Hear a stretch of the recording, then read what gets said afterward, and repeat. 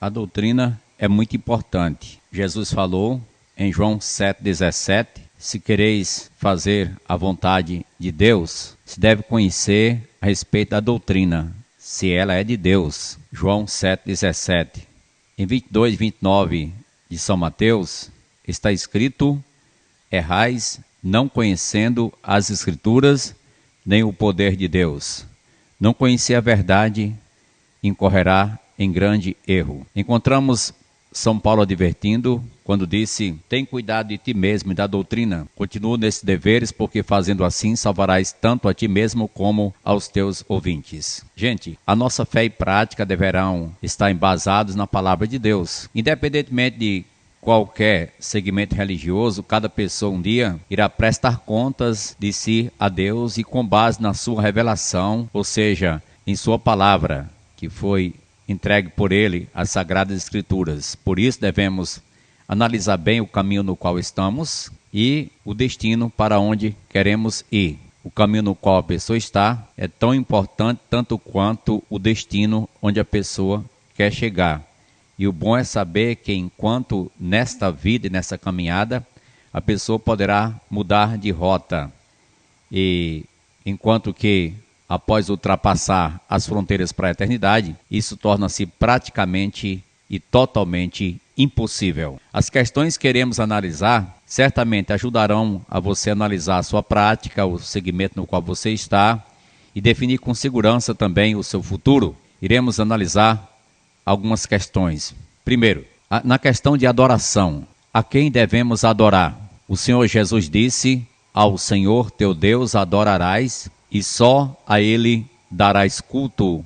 Mateus 4:10. Ao Senhor teu Deus adorarás e só a Ele darás culto. O profeta Samuel, em capítulo 7, verso 3, declara: preparai o vosso coração e servi ao Senhor, servi a Ele só, servi a Ele só. 1 Samuel, capítulo 7, verso 3. O profeta Elias faz uma chamada: até quando cocheareis entre dois pensamentos? Se o Senhor é Deus, seguiu.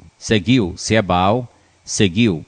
Primeiro livro de Reis, capítulo 18, verso 21. Em Josué 24:15 temos a chamada para a mesma definição, quando ele disse: se vocês querem servir os deuses que estão além do Jordão, decidam hoje quem vocês vão servir. Eu e a minha casa serviremos ao Senhor. Josué 24:15. E o capítulo 23, verso 27, também está dando luz sobre esse assunto. Em segundo lugar, qual é o problema se uma pessoa tem um ídolo em casa, uma imagem em casa, ou qualquer objeto de sua adoração? A Bíblia proíbe fazer e adorar imagens de esculturas. Êxodo 24:5. Não farás para ti imagem de escultura, não as adorarás. Do decálogo da lei, em Êxodo capítulo 20. A Bíblia manda até queimar e destruir as imagens de escultura. Deus declara em Deuteronômio 7, 25 e 26, que é para destruir e para queimar, não cobiçar a prata nem o ouro, pois é abominação. Nem coloque em sua casa coisa abominável, para não ser amaldiçoado semelhante. A Bíblia declara que os ídolos não veem, nem nada valem. São vaidade e até afronta e abominação ao Senhor. No Salmo 115, trata sobre esse assunto a partir do verso 1, e o verso 9 conclui dizendo: qual é o problema para quem confia nessas coisas? Tornem-se semelhantes a eles os que os fazem, quanto neles confiam. Israel confia no Senhor. Ali havia dito que os ídolos não podem falar, não podem andar, não podem fazer coisa alguma, e confiar neles é querer tornar-se semelhante. Isaías 44, versos 9 a 20, dá uma descrição precisa. Leia cuidadosamente, versos 9 a 20, e veja o perigo de ter uma imagem em sua casa, um objeto de adoração. O verdadeiro Deus, segundo Jesus, não pode misturar-se com os ídolos e deve ser adorado em espírito e em verdade. Foi declarado em João 4, 23 e 24. Deus é espírito, importa que os seus adoradores o adorem em espírito e em verdade. Já em 2 Coríntios 6, 10 a 17, fala da importância da separação entre Deus e os ídolos, entre o santuário de Deus e o santuário dos ídolos. Não pode haver mistura, não há comunhão.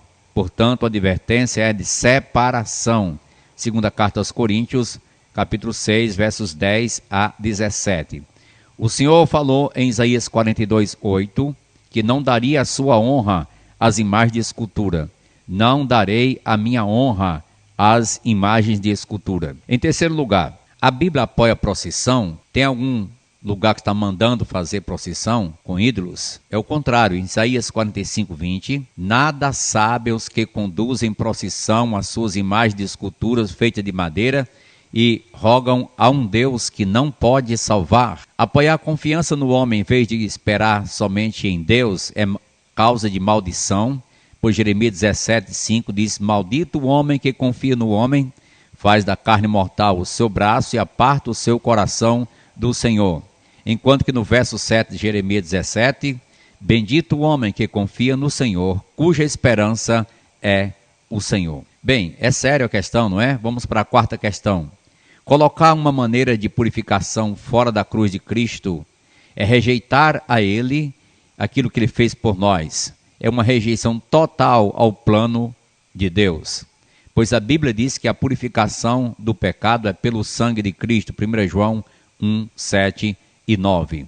A purificação é mediante o sangue de Jesus Cristo.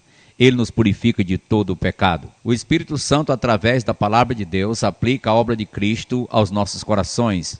1 Coríntios 6, verso 11, diz: vos lavastes, vós fostes justificados, purificados em nome do Senhor Jesus Cristo, no Espírito nosso Deus. Tito 3,5 diz que fomos regenerados, justificados e lavados em nome do Senhor Jesus. Não pode ser pregado outro evangelho e outro meio de salvação, pois isso incorre em condenação, isso é sair da graça. E em Gálatas capítulo 1, versos 8 e 9, São Paulo diz que não se pode fazer isso. Nem eles, os apóstolos, poderiam mudar o evangelho. Até um anjo vindo do céu não poderia pregar outro evangelho. Se o fizesse, disse, seja anátema, ou seja amaldiçoado. Bem, mas uma quinta questão é, o batismo é dentro da água ou respingando a cabeça da pessoa? O que é que nós encontramos na Bíblia sobre isso? Primeiro, o sentido gramatical da palavra batismo é imersão, é imergir, é submergir, mergulhar, ir ao fundo, colocar dentro. Esse é o sentido da palavra batismo ou imersão. João Batista, João o imersor, batizava no Rio Jordão, porque tinha ali muitas águas e para lá concorria o povo e era batizado. Mateus 3, versos 5 e 6 e Mateus 3, verso 23. O próprio Jesus foi batizado dentro das águas do Rio Jordão. Mateus 3,16. Batizado Jesus saiu logo da água. Se ele saiu porque ele entrou. Para quê? Para ser submergido. Em um sexto caso, o batismo de criança tem alguma base na Bíblia? 4 coisas sobre isso. Primeiro, não encontramos na Bíblia nenhuma criança sendo batizada, e sim somente aqueles que podem entender, se arrepender e crer. O próprio Jesus foi batizado antes de começar o seu ministério com cerca de 30 anos de idade, Lucas 3, 23. Ainda que ele não tivesse pecado, mas foi assim para cumprir toda a justiça. Lídia, uma vendedora de púrpura da cidade de Tiatira, estava em Filipos, ela ouviu o evangelho, ela se converteu e ela foi batizada com toda a sua casa, uma senhora. Atos 16, versos 13 a 16.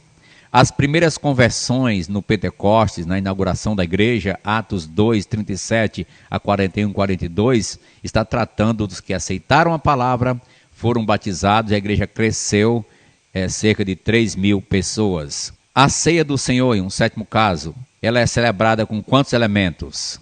Segundo a Bíblia, Jesus instituiu a ceia com 2 elementos, o pão e o vinho, Mateus 26, 26 a 29. O apóstolo São Paulo transmitiu e ensinou conforme aprendeu de Jesus, 1 Coríntios 11, 23 a 30. E ele mostra os 2 elementos, o pão e o vinho, e diz, todas as vezes que comerdes este pão e beberdes o cálice, anunciais a morte do Senhor até que ele venha. Em um 8º lugar, o celibato obrigatório aos ministros tem base na Bíblia? Para quem não entende, o celibato é a doutrina que proíbe o ministro se casar. Agora, o matrimônio foi instituído por quem? Por Deus. Em segundo lugar, ele foi ordenado para os ministros. Está em 1 Timóteo 3, 2 e 3. É necessário que aqueles que anseiam o episcopado, o bispado, sejam irrepreensíveis, marido de uma só mulher, saibam criar os seus filhos no caminho de Deus. E ainda, proibiu o casamento nesse sentido. Diz a Bíblia, é doutrina de demônios. 1 Timóteo capítulo 4, versos 1 a 3. Estava previsto que isso iria acontecer, proibição do casamento. Como foi no princípio da igreja? Tudo era normal, havia tudo na sua normalidade. Os homens tentaram mudar, mas a palavra de Deus permanece da mesma forma. O próprio Pedro era casado. Quem é o supremo pastor na igreja de Jesus Cristo e para todos nós que cremos no Santo Evangelho? Jesus é o supremo pastor. Hebreus 13, 20. 1 Pedro 5, verso 4. Ele é o grande pastor das ovelhas. Ele é o supremo pastor que um dia irá se manifestar. Gente, só pode ter um supremo pastor e sumo sacerdote. João 10, 11. E este é Jesus. Ele disse, eu sou o bom pastor dá vida pelas ovelhas. No Antigo Testamento só podia ter um sumo sacerdote de cada vez. Quando aquele morria, vinha outro. E já representava o que iria acontecer. Jesus veio, em João 10, verso 18, ele disse que ainda tem outras ovelhas não deste aprisco, a mim me convém conduzi-las, elas ouvirão a minha voz, então haverá um só rebanho e um só pastor. João 10, 18. O sacerdócio de Cristo ele é intransferível e imutável. Hebreus 7, 24 e 25. Se ele é intransferível, então permanece com Jesus. Se ele é imutável, ainda é Jesus. Não pode passar para outra pessoa. Temos um privilégio muito nobre, entrar na presença de Deus mediante o sangue de Jesus. Qualquer pessoa tem esse privilégio mediante o sumo sacerdote Jesus, o nosso eterno Salvador. Quem é o Pai Supremo? O Pai Supremo. São Pedro disse ser Jesus o pastor grande e não ele mesmo. 1 Pedro 5,4. Pedro disse ser Jesus a pedra principal da construção da igreja. Atos 4, 11 e 12. Este Jesus é pedra rejeitada por vós, os construtores, a qual se tornou a pedra angular. E não há salvação em nenhum outro, porque abaixo do céu não existe nenhum outro nome dado entre os homens pelo qual importa que sejamos salvos. Declarou São Pedro nesta passagem. E ainda, Jesus disse que espiritualmente só tem um Pai, que é Deus. 23, 9 de São Mateus. A ninguém sobre a terra chameis vosso Pai.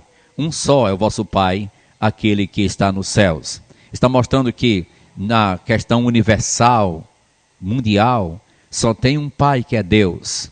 Ele sim nos gerou pelo Evangelho, pela palavra da verdade. Pedro, apóstolo de Jesus, Paulo, em 1 Coríntios 3,11, disse, ninguém pode lançar outro fundamento, além do que foi posto, o qual é Jesus Cristo. Qual é o método bíblico, em 11º lugar? Qual é o método bíblico para a subsistência financeira da igreja? Qual é a maneira bíblica de arrecadação do sustento da igreja? Serão as quermesses? Serão os leilões? As festas com bebedeiras e danças para adquirir o sustento financeiro da igreja? Não. A maneira bíblica são as santas contribuições do povo de Deus, dos fiéis, dos santos que querem ver o bom andamento da obra de Deus. No leilão, quem paga um objeto ou uma mercadoria qualquer, geralmente você pode observar que a pessoa quer se engrandecer. Jesus disse em João 5,41, eu não aceito glória que vem dos homens. Jesus reprovou quando o objetivo das coisas foi mudado e corrompido lá em Jerusalém. Ele chega em João 2,16, Mateus 21, 12 a 13, e está uma corrupção tremenda lá no templo, e ele pega um chicote e ele corre com todos, e ele expulsa e diz, não façais da casa de meu pai casa de negócio, vocês transformarem calvil de salteadores, minha casa será chamada casa de oração. Os sacrifícios eram necessários, os pombos também, a troca do câmbio também era necessário. Tinha o seu lugar, tinha tudo isso. Mas eles então mudaram o objetivo e estavam transformando meramente em comércio. Jesus desaprovou categoricamente e fez o que fez, está escrito. São Paulo falou sobre a forma de contribuição e que agrada mesmo a Deus. Cada um contribua segundo tiver proposto no coração, não com tristeza ou por necessidade, porque Deus ama quem? A quem dá com alegria. 2 Coríntios, capítulo 9, verso 7. Em 12º lugar, é uma questão que muitos pensam errado aqui. Todo mundo é filho de Deus? 3 coisas sobre isso. Nem todo o que diz Senhor, Senhor entrará no reino dos céus. Disse Jesus em Mateus 7, 21. Só quem recebeu Cristo é que é filho de Deus. João 1, 11 e 12. Veio para o que era seus e os seus não receberam. Mas a todos quantos o receberam, deu-lhes o poder de serem feitos filhos de Deus, aos que creem no seu nome. Se todos fossem filhos de Deus, a pergunta seria, quem são os que caminham para a perdição eterna? Mateus 7, 13 e 14. Quem são os que vão para o lago de fogo? São os filhos de Deus? Não, ele não botará seus filhos no inferno, nem no lago de fogo. Mas os perdidos que não querem a Deus, não querem Jesus, não querem chegar-se a Ele, hoje terão que arcar com trágicas consequências ao partirem para a eternidade. Alguns vão ouvir dele as palavras: apartai-vos de mim, malditos, para o fogo eterno, preparado para o diabo e seus anjos. Mateus 25, 46. Outra questão, 13º, a confissão dos pecados. Deve ser a quem? Cristo é quem purifica e perdoa o pecado, 1 João 1,9, verso 7 também. Ajoelhar-se diante dos homens é pecado, com atitude de adoração é pecado. Em Atos 10, 25 e 26, Cornélio, vendo que ia chegando o santo homem de Deus, São Pedro, prostrou-se diante dos pés para adorá-lo. Pedro disse, levanta-te, que eu também sou homem. Ah, muito bem. Um próprio anjo lá em Apocalipse se aproximou no intuito de João queria adorá-lo, adorar o anjo, e o anjo disse, olha, não faças isso, eu sou conservo teu. 19:10 de Apocalipse. Adora a Deus. 14ª questão. É permitido outros medianeiros, ou mediadores, ou interventores, ou advogados? Jesus disse ser ele o único caminho pelo qual devemos chegar ao Pai. Ninguém vem ao Pai senão por mim. João 14:6. São Paulo disse que Jesus é o único mediador. 1 Timóteo 2:5. Porquanto há um só Deus e um só mediador entre Deus e os homens, Cristo Jesus, homem. São João disse ser Jesus o nosso advogado. 1 João 2, 1 e 2. Ele diz, temos advogado junto ao Pai, Jesus Cristo, o justo. Esse sim pode ser o nosso advogado e interceder por nós, porque ele é o justo e Deus atende, ele se compraz nele. Estando em Cristo, nós seremos aceitos por Deus. 15ª questão. A quem devemos dirigir as nossas orações?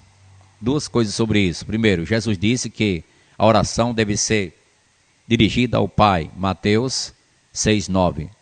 Quando orardes, dizeis assim, orareis assim, Pai nosso que estás no céu, santificado seja o teu nome. Dirigir aqui a oração a Deus o Pai. A Deus o Pai.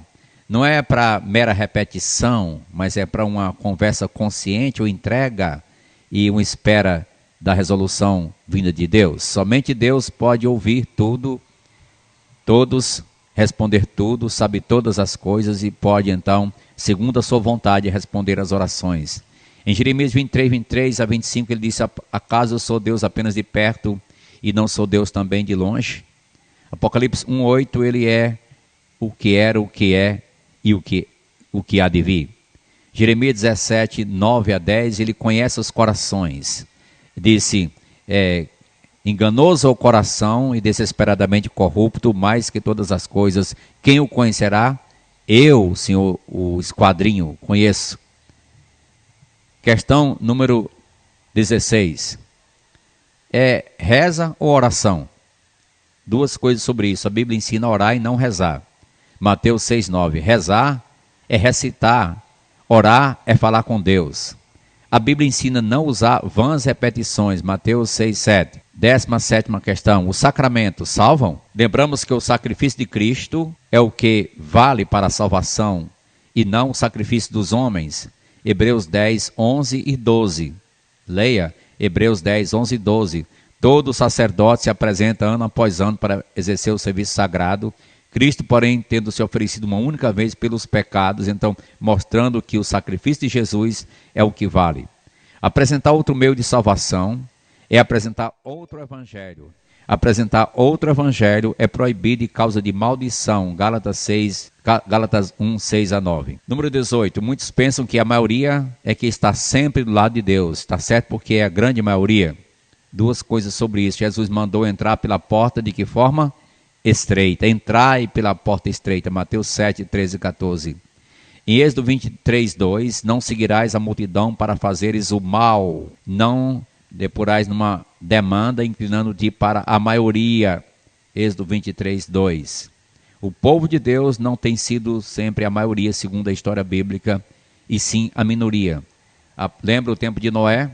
Hebreus 11, 7. Pela fé, Noé, divinamente instruído acerca de acontecimentos que ainda não se viam, e sendo temente a Deus, aparelhou uma arca para a salvação de sua casa, pela qual condenou o mundo e tornou-se herdeiro da justiça que vem da fé. Hebreus 11, 7. Apenas Noé, com 7, são os 8 últimos sobreviventes do mundo antigo por causa da fé. 8 pessoas em um mundo altamente populoso da sua época. Questão número 19. É necessário algum tipo de iluminação artificial para quem já morreu?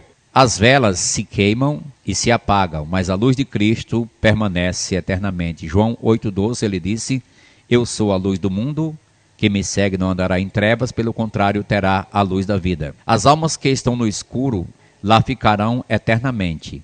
Não há mais jeito para elas. Mateus 6,23, Jesus chega a declarar: caso a luz que é em ti sejam trevas, que grandes trevas serão. Note que quem está na eternidade partiu perdido, lá perdido ficará na escuridão para sempre. A luz para o salmista, em Salmo 27,1, era o Senhor e não velas. Ele disse: o Senhor é a minha luz. O Senhor é a minha luz. Lembra que até a luz do sol, a luz da lua se tornam turvos perante a luz de Cristo, o Cordeiro, lá na Nova Jerusalém. Apocalipse 21, verso 23, assim o diz. 20ª questão. Tem como mudar o estado eterno de quem já partiu para a eternidade? Tem como mudar, fazer alguma coisa para mudar a situação? 3 coisas sobre isso. Jesus disse que Deus é Deus dos vivos, não dos mortos. Mateus 22, 22. O rico avarento, em Lucas 16, 19 a 31, foi impedido de tentativas de aliviar a si próprio após a morte. Quis mandar emissários à terra, também não foi permitido.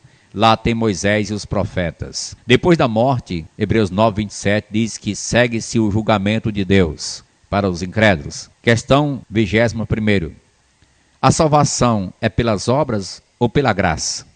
3 coisas sobre isso, 3 passagens que reforçam a salvação pela graça. Diz: pela graça sois salvos, Efésios 2, 8.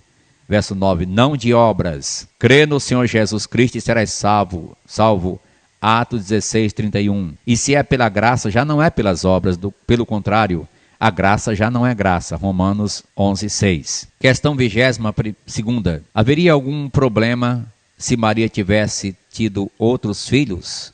Teria algum problema com isso? Vejamos. Maria era casada com José, não era? E por isso não era nenhum problema se ela tivesse outros filhos depois de Jesus. Antes, está certo, ela foi virgem, mas depois sabemos que tudo foi normal. Mateus capítulo 1, versos 24 e 25. José recebeu Maria como sua mulher, mas não a conheceu até que deu à luz seu filho, o primogênito, e pôs-lhe por nome Jesus. Então, depois que Cristo nasceu, José e Maria tiveram uma vida comum de casados. Jesus era primogênito de Maria e não unigênito. Lucas 2, 7. Jesus é o primogênito de Maria e o unigênito de Deus. Maria teve no mínimo 8 filhos. Mateus 13, 55 diz o nome de 4, aí mais Jesus e todas as suas irmãs. Para um judeu não ter filho era um sinal de desfavor da parte de Deus. Lucas 1:27, o caso de Isabel. Os irmãos de Jesus sempre andavam com Maria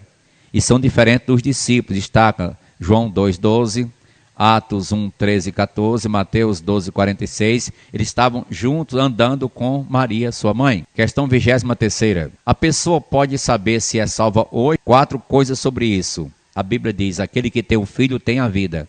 1 João 5:12. Quem tem Jesus tem a vida eterna. Hoje é dia de salvação. 2 Coríntios 6:2. Lembra quando Jesus chegou na casa de Zaqueu? Hoje houve salvação nesta casa. Quem crê em mim tem a vida eterna. Jesus disse em João 8:47. O que crê no Senhor Jesus não será confundido e estará garantido, nenhuma condenação virá para ele. Romanos 8:1, Romanos 9:33, Romanos 10:11. Questão 24ª. A abstenção de certos alimentos na Semana Santa é bíblico? 3 coisas sobre isso.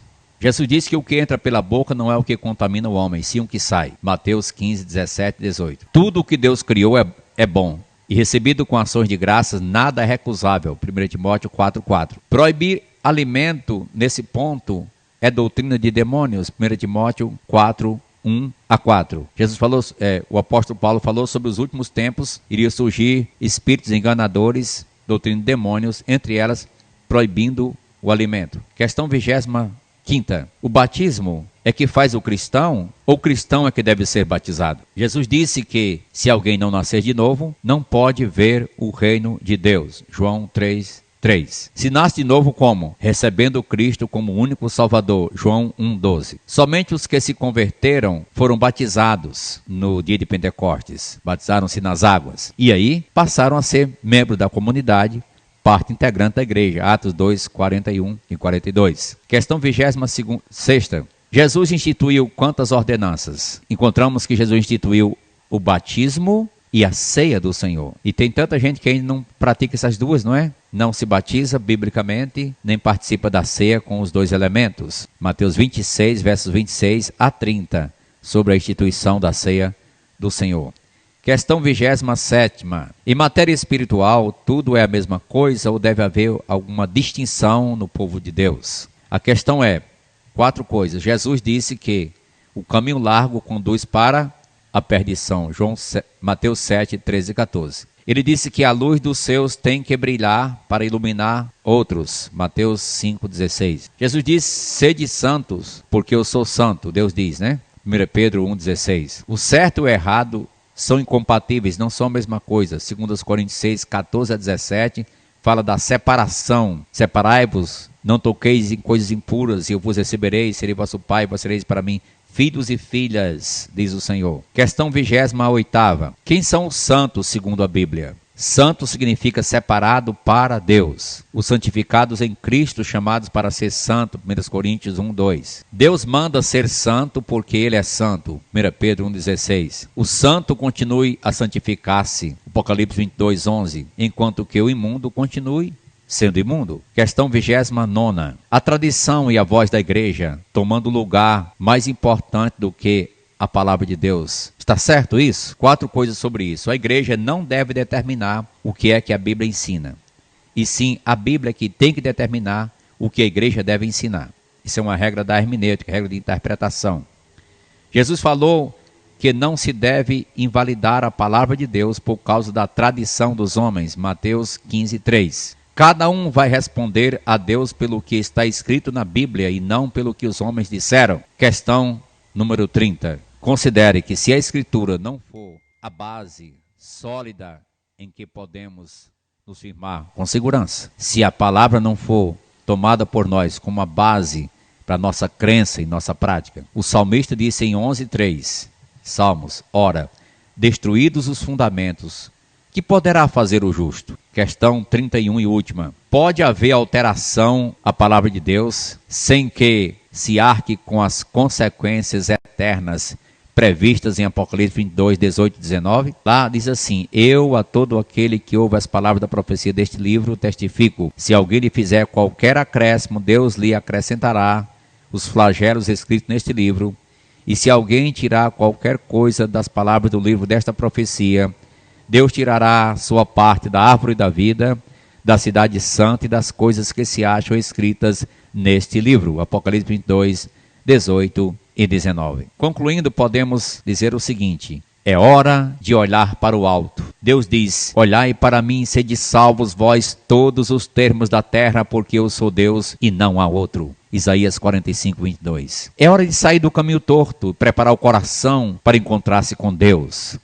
O apóstolo São Paulo disse: por isso retirai-vos do meio deles, separai-vos, diz o Senhor. Não toqueis em coisas impuras, e eu vos receberei. 2 Coríntios 6, 17. Nem todo o que me diz Senhor, Senhor, entrará no reino dos céus. Mateus 7, 21. Não queira estar do lado dos que torcem a palavra de Deus, pois quem está do lado deles vai participar dos flagelos que virão sobre eles um dia. O apóstolo Pedro diz, em 2 carta 3,16, que os ignorantes e instáveis deturpam, como também deturpam as demais escrituras, para a própria destruição deles. Paulo disse em 1 Timóteo 4,1, o Espírito afirma expressamente que nos últimos tempos alguns apostatarão da fé por obedecerem a espíritos enganadores e a ensinos de demônios. Os ensinos dos demônios torcendo a palavra de Deus, são torcendo a Bíblia, como foi no Jardim do Éden e também na tentação, quando o diabo falava com Jesus e querendo desviar da palavra de Deus. Em Apocalipse 18:4, ouvi outra voz dizendo: retirai-vos dela, povo meu, para não seres cúmplices nos seus pecados e para não participar dos seus flagelos. Essa simples análise de 31 questões, caro ouvinte, prezado leitor, não é uma crítica assim para tentar destruir